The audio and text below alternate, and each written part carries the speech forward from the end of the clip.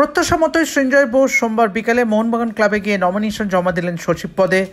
সেই সঙ্গে দেবাশিস দত্তর সঙ্গে যৌথভাবে প্যানেলও ঘোষণা করা হলো। সভাপতির পদে দেবাশিস দত্ত থাকবেন। নতুন কমিটি জিতে এলে দেবাশিস দত্ত এবং সঞ্জয় বোস দুপক্ষের তরফ থেকেই যৌথভাবে 22 জনের প্যানেল ঘোষণা করা হলো এদিন। একবার দেখে নেওয়া যাক প্যানেলে কারা আছেন। সচিব পদে নমিনেশন জমা দিয়েছেন সঞ্জয় বোস। ক্লাবের প্রাক্তন অধিনায়ক সত্যজিৎ চট্টোপাধ্যায়, যিনি এর আগে সহকারী সচিব ছিলেন, এবারও তাকে একই পদে মনোনীত করা হয়েছে। কোষাধ্যক্ষ হিসেবে প্যানেলে আছেন সন্দীপন বন্দ্যোপাধ্যায়, অর্থ সচিব শাশ্বত বোস, ফুটবল এবং ক্রিকেট সচিব যথাক্রমে স্বপন বন্দ্যোপাধ্যায় এবং সম্রাট ভৌমিক। হকি সচিব পদে মনোনয়ন জমা দিয়েছেন শ্যামল মিত্র। টেনিস সচিব হিসেবে প্যানেলে আছেন সিদ্ধার্থ রায়। আরও এক প্রাক্তন মোহনবাগান গোলকিপার শিল্টন পাল প্যানেলে জায়গা পেয়েছেন যুব দলের সচিব হিসাবে। সত্যজিৎ চট্টোপাধ্যায়, শিল্টন পাল দুজনেই আজ এসেছিলেন ক্লাব তাবুতে। যদিও সঞ্জয় বোসের হয়ে বিভিন্ন প্রচার সভায় গেলেও প্যানেলে জায়গা হয়নি প্রাক্তন ফুটবলার শিশির ঘোষ, অমিত ভদ্রদের। সোমবার মনোনয়ন জমা দেওয়ার শেষ দিন ছিল। দুপুর থেকেই গোটা ক্লাব প্রাঙ্গণে ছিল পুলিশ। একে একে ক্লাবে আসতে দেখা যায় সহসভাপতি কুণাল ঘোষ, স্বপন বন্দ্যোপাধ্যায় প্রমুখদের। ক্লাব চত্বরে দেবাশিস দত্তের সঙ্গে যৌথভাবে সাংবাদিক সম্মেলন করেন সঞ্জয় বোস এবং সেখানেই সঞ্জয় বোসের সাফ ঘোষণা, মোহনবাগানের উন্নতির স্বার্থেই দুপক্ষ এক হচ্ছেন এবং যে কমিটি তৈরি হবে তা মোহনবাগানের সেরা একাদশ হিসেবে কাজ করবে। দেবাশিস দত্ত ও সঞ্জয় বোস দুজনেই মনে করিয়ে দেন নির্বাচনী প্রক্রিয়া শেষ হয়নি, যেহেতু সোমবার বেশ কিছু নমিনেশন আরও জমা পড়েছে। সঞ্জয় বোস বলে, তারা নির্বাচন প্রক্রিয়ায় গিয়েছিলেন, সব জায়গায় গণতন্ত্র থাকা ভালো। তারা প্রচুর সমর্থকদের সঙ্গে কথা বলেছেন, তাদের সমস্যা অভিযোগ জেনে সমাধানের আশ্বাস দিয়েছেন।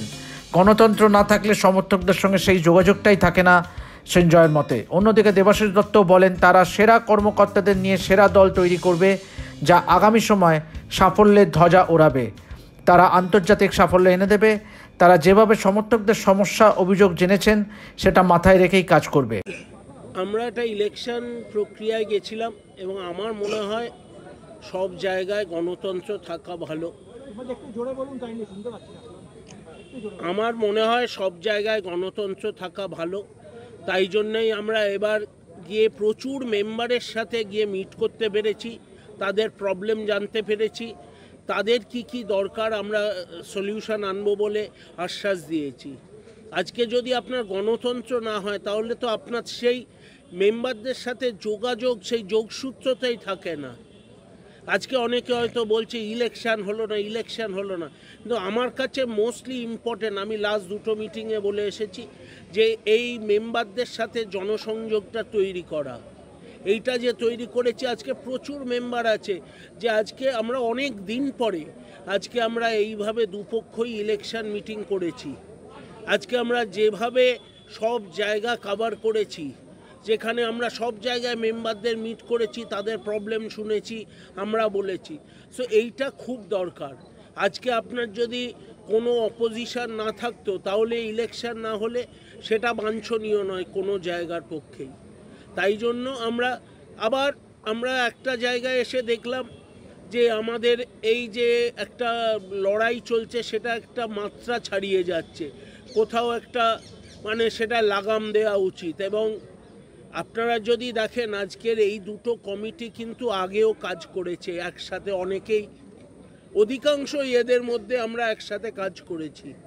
হ্যাঁ, আমার সাথে কিছু ব্যক্তিগত প্রবলেমের জন্য হয়তো আমরা আলাদা হয়েছিলাম, কিন্তু আমার মনে হয় না জীবনে কোনো কিছুই আলাপ আলোচনা দিয়ে বা একসাথে বসলে কিছুই মিটবে না, এটা আমার বিশ্বাস হয় না।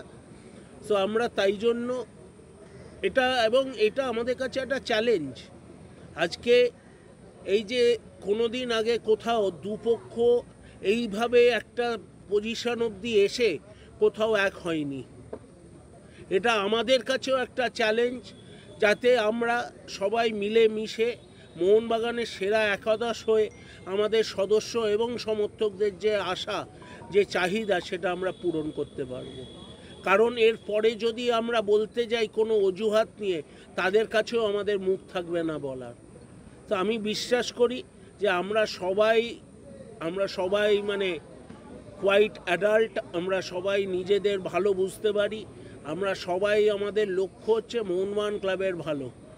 তো সেখানে আমরা একসাথে মিলেছি এবং এই যে আজকে মোহনবাগানের যে কর্মকর্তারা তৈরি হয়েছে, এই যে একাদশ, এই যে 22 জন আছে, প্লাস আমাদের ভাইস প্রেসিডেন্ট আসবে, আরও অনেকে আসবে।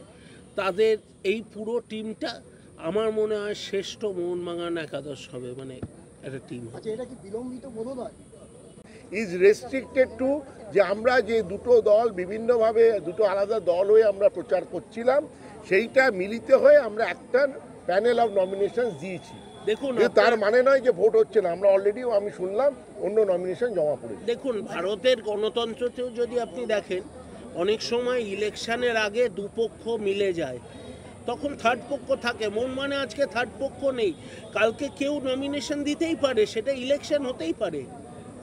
আমরা তো কাউকে বলছি না তুমি নমিনেশন দিও না, ইলেকশন প্রসেস। আরেকটা হচ্ছে, দেখুন একটা জিনিস আপনাকে মনে রাখতে হবে, যেদিন থেকে কাম কালেক্ট কাস্টে মোহনবাগানের ভোট হচ্ছে, মোহনবাগান ভোট নিয়ে কেউ কারচুপির অভিযোগ আজ অবধি করতে পারেনি।